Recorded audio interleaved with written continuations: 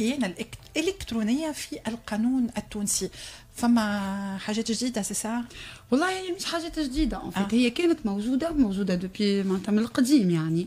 وحتى البوليميك اللي جرات على القرار التعقيبي اللي قالوا اللي هو صدر ديرنييرمون، هو ما صدرش ديرنييرمون، هو تحير توا ديرنييرمون.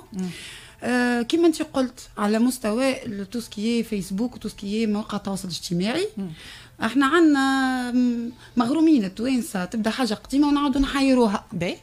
اي اما سي بون سافوار انه بيان سور معناها فما معناها الانسان باغ اكزومبل خاطر برشا نساء يبعثوا لنا حتى في فقره شوف لي حل اللي هي تكتشف انه باغ اكزومبل زوجها يخون فيها وفما صور وفما كلام مفروض يتقال لها لا هي يتقال الوحده تانية العشيق.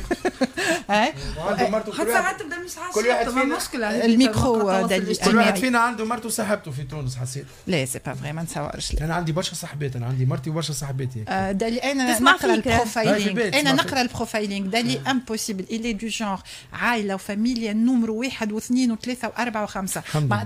وربي بقى علينا الست. راهو الكلام ساعات واحد يتكلم اما الفعل هو اللي اكزاكتومون.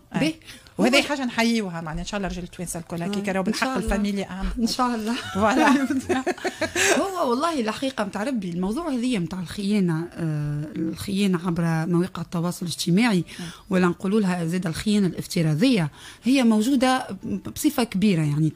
حتى هو انه انسان ينجم يدخل في ديسكوسيون ماشي في باله ديسكوسيون انوسونت يعني بريئه ما فيها حتى شيء مع شخص مازال كيتعرف عليه ولا شخص ديجا يعرفه ويلقى روحه في داخل علاقه من النوع هذا واللي هي تنجم تسبب له برشا مشاكل.